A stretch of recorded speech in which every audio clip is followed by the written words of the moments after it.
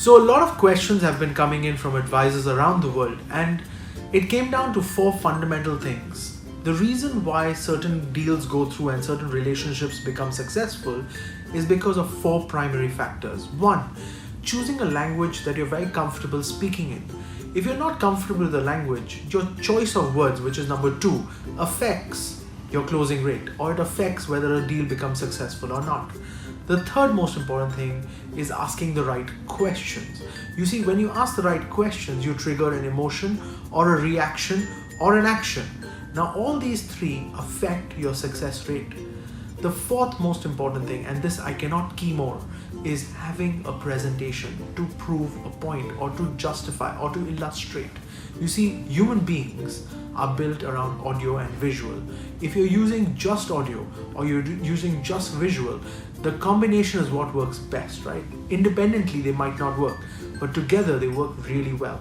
Having a presentation describing what you're trying to achieve allows the person to visually and with the audio allow them to become more and more concrete with decisions that they make. Language that you speak, words that you use, the questions that you ask, and having a presentation allows you to have a better success rate in this business.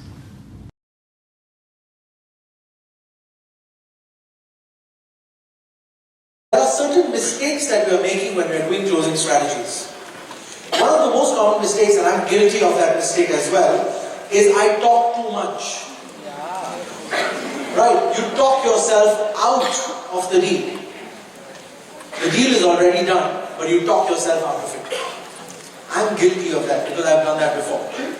Right? I talk too much, I don't know when to stop talking, and that is something that comes with practice. That's why closing has to be a practice strategy. The other thing that changes, the other mistake that is very common, is what we call asking the wrong questions. You see, by asking the wrong question, you get the wrong reply. For example, when you start a meeting and you say, how's the economy? That question is the wrong question. Because what happens is, you go into a spiral of negative conversation. Oh, the economy is so bad, last year was better. And now you are forcing him to come out of that thought process of negativity. So you see, certain questions have negative answers and you already know that the answer is negative. I'll give you an example. When I'm sitting with a client and ask him, how's your business? What's usually the answer? Very bad. Bad market, last year was better. Am I correct? Why? Because we are all insurance advisors. But when the client is sitting with a banker and he needs a loan or he needs money, what does he say to the banker? Oh, business amazing. This year 30% growth and I'm expecting more, so you should give me more money. Right? So if you're a banker, you will hear that the economy is fantastic, the business is very good. If you're an insurance advisor, you'll hear the economy is very bad and the business is very bad. So why ask a question that is going to give you a negative answer and you already know the answer? Oh, Sanjay, rapport building. You see, you can build rapport with a more positive question. So if you don't ask the right questions, that's one of the biggest mistakes that we make when we're getting into closing. It's the same process with closing. If you ask a negative question, it will lead to a negative answer. And you already know the answers to most of the questions. Now, how many of you have an activity problem? How many of you feel your activity rate is not too high? Alright. You see, that builds another problem because when your activity rate is not high enough, your closing strategies don't work, and I'll explain why. Your closing strategies don't work when your activity rate is very low is because your desperation comes into your eyes. You remember what she told you when she was here? Sanjay, it's your eyes that sold me. Correct? That confidence in your eyes only comes when you have a very high activity rate. Now what does that mean? Your business has to be like a heartbeat. Yeah? If you're only doing your small cases and your big cases, and if you're only doing a big case, yeah, and you don't get a big case for a long time, what happens? You die. You need the small cases to keep you alive and the big cases to make you rich. Now, what is a small case and what is a big case? Right? A small case is a case that you close at least every week. A big case is a case that you close once in a month. So, my small case is $5 million, my big case is $100 million. 5 years ago, my small case was $1 million, my big case was $10 million. 10 years ago, my small case was $500,000, my big case was $5 million. 17 years ago, when I started in this business, my small case was any case and my big case was any case. But you have to slowly grow your business. And that's what I need you to understand. You need to learn what is your minimum.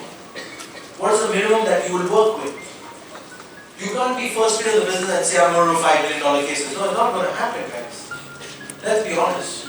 So you've got to build up your heartbeat. It's just like going to the gym, right? The first day when you go into the gym, you can probably walk on the treadmill for 30 minutes. And after 30 minutes, 100 calories burned. And then you have a Coke after that. So you have calories. Now when you've been going to the gym for about a month, you can probably now start jogging on the treadmill. Am I correct? Right? And if you've been going to the gym long enough, so you've been on the gym for 7, 8, 9, 10 months, you now probably be running on the treadmill. Am I correct? It's exactly the same in our business. You see, when you start walking, and then you slowly pick up your speed and you pick up your stamina. That's the same in this business. So, if you're new in this business, at least start, because if you don't start, we're going to have a problem. Start trying to increase, pushing yourself a little bit more than you actually already do. That will allow you to build your activity. But then you've got to pick up momentum. Right? And every year you've got to grow in this business. If you don't grow, you're going to have a problem. If your growth stagnates, it means you have started to decline.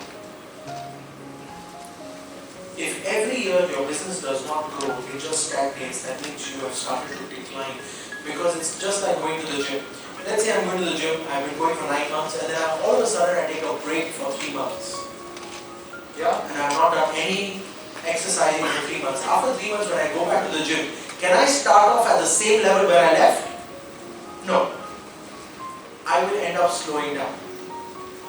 And sometimes it is even more difficult to pick up the speed. Why? Because your body all of a sudden is like, hey, that resistance is gone. It's the same in our business. If you don't pick up your steam, you do a big case and after that you take a big break. That's what happens. You see, I meet a lot of people who say, hey Sanjay, I hit my target, and then they relax. Next month we'll figure it out. If you drop your momentum, that snowball effect becomes bigger. So if you don't build your activity, we have a problem. Right? And that will automatically affect your closing. Because your desperation is seen in your eyes. Your confidence is seen in your eyes as well. So if you want to be more confident, make sure you have enough activity. You need to try and practice Grandma's Move 6 strategy. It's not just going to happen like that. It needs a lot of practice, guys. So if you want to have a lot of practice, how should you do it? What should you do? Step number 1, do a lot of presentations. Once you do a presentation, you can do what they call a trial close. That's what Grandma's broomstick is. It's a trial close. What's the worst thing the client will tell you? I'm not interested. That's the worst thing you can hear. It doesn't matter, you were practicing anyways. You need practice, right? Practice on the people you don't like. Don't practice on your favorite clients, by the way, guys. Practice on the people you don't like, people who you don't want as clients anyways. So even if they reject you, it doesn't hurt you because you're like, yeah, I didn't want him anyways. Useless person. And you can even tell them off. That's the best part of the story. You see, why do you practice with the best? You know, people who you really love, if they reject you, it feels hurtful, right? But people you don't really care about and they're really bothering you anyways, go practice with them. Practice your presentation with them, practice your closing strategy with them, practice objection handling with them, learn to abuse them back. They buy, great. They don't buy, even better. Right or not? So don't go tomorrow and start practicing on your best clients, please. Go back and go and practice on all the clients you don't like. Is that good? No one ever told you this, right? Usually they tell you, go and meet the people you're most comfortable with, go and work with the people you're closest to, correct? I'm actually telling you to do exactly the opposite. Go meet all the people you don't like. Because once they have rejected you, you have already handled the toughest objections you can ever get.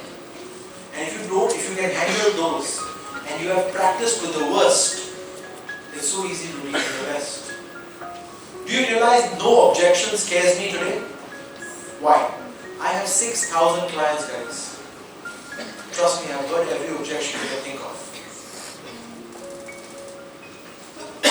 From Sanjay, I think my dog should also told me I shouldn't buy insurance. I had a guy tell me, Sanjay, my CFO thinks I shouldn't buy insurance. How many of you heard that? My CFO or my accountant thinks I shouldn't buy insurance. Any of you heard that? No? I heard that. I was sitting with this multi-billionaire and I told him he should buy insurance. He said, Sanjay, my CFO said I don't need to buy insurance. I'm so rich. I said, listen, your CFO is not married to your wife. He doesn't have a clue how she spends money. All he's worried about is your business. He doesn't care about your family. Remember that. You see, I'm not talking about protecting your business. I'm talking about protecting your family. Your CFO is worried about protecting the cash flow of the business. He's not worried about protecting the cash flow of the family. Keep that in mind. My job, protecting your family. Your CFO, protecting the business. Let him do what he does best. I do what I do best. Does that make sense? You see, you need to understand what your business is. That's part of closing strategy. And grandma's broomstick, you need to practice that. Pure practice. How do you start grandma's broomstick? How do you start it? No, grandma's broomstick, that's your presentation. How do you start the closing? You start asking family history. You start by asking the family history. That is the way you start grandma's broomstick. You start by asking the family history because that is very important for your application. Am I correct? What else is important on the application that you cannot get from documents? Travel history. Am I correct? You need to know where they usually travel to. Am I correct? Yeah? Ask that. That is also part of grandma's broomstick. You ask family history, travel history, and then fix a medical appointment. Yeah? You might have a client who meets you and says, but I thought I don't need to go for a medical. I'm only buying 700,000. You might be educated clients, right? So what do you answer to them? Well, Mr. Client, you're absolutely correct. You technically don't need to go for a medical. But you see, that is at the discretion of the underwriter. So I'm going to make sure that it's waived off. However, if it's not waived off, 8 o'clock on Friday, I would need to verify whether your health is good or not. Is that okay? You see my choice of words? Did you hear my choice of words, guys? What did I say? You are absolutely correct. Technically, you do not need a medical checkup. However, it is at the discretion of the underwriter. So I'm hoping that it will be waived off. However, if it is not waived off, I need to take you for a third-party verification on Friday at 8 a.m. So I'm re-emphasizing that I need to take you for a medical checkup. Just in case, because it can happen. Does that make sense? Yeah? People have been asking me, Sanjay, how did you achieve 90 MDRT last year? Now, when I started this business, I only had one presentation, which was a 28,000 presentation, which a lot of you already know about. But I realized that presentation works with a lot of people, however, not with everyone. And that's when I created the presentation matrix. You see, what happened was when I started working with clients, some of them were business owners, some of them were professionals, some of them were teachers, some of them were students, And every time I worked with different clients, I used the 28,000 presentation, which worked to a certain extent, but I realized very soon that that does not work very well if I'm working with so many different types of clients. And that's when I created something called the presentation matrix that I've been using for the last 15 years. Now, you can make your own presentation matrix, and this is how you make it. You would have columns and rows. In the columns, you will write the 4 products that we use. And the 4 products that we use are life insurance, which is death, income protection, retirement, and education. Now, these are the only 4 products we have in our business. There is no 5th product. So let's get that very clear. There are only 4 products: death, illness, retirement, education. And if you've got that protected, we've got our client's financial plan to a very good degree sorted out. Now, once you have got the columns clear, you now need to identify the rows. The rows are very simple. You rank the clients you like to work with from top to bottom. Because if you don't understand who you like to work with, you will be very unhappy in this business. You should work with people that you feel happy working with. And that's very important to stay in this business. So you'll rank your clients from top to bottom who you like to work with. Now, this is an example of how I've ranked my clients. I like working with business owners, senior management, professionals, Gen X, Gen Y, millennials. Now, this is a sample of how you can rank your top clients. Then you need to identify which presentation works well for which type of client. For example, the flow of water presentation works fantastic with business owners when you talk about retirement planning with them. By the way, the same presentation works very well even with millennials. So even though there are 2 different markets, you've identified which presentation works best with them. Then, for example, my father's presentation, it works fantastic when I'm talking about income protection with senior management. Now, my father's presentation is a very simple 3-minute presentation, but it allows you to get the point across. If you're doing education planning, that presentation works very good if you're speaking to professionals or you're speaking to Gen X, Gen Y parents, because these parents get education planning covered straight away. That's the most important thing.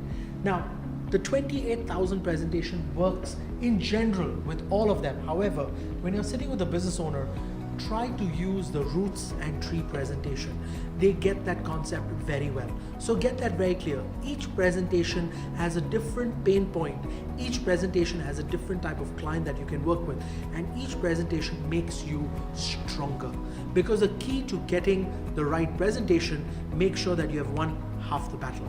That's the key in our business, getting the right presentation. Now, most of my presentations, I've already put them on YouTube for you to watch. However, if you want to know more, I've already documented them down in my concept presentation playbook. There are 21 presentations that you have access to. The whole purpose is to make sure that we can make financial planning easier and happier for everyone.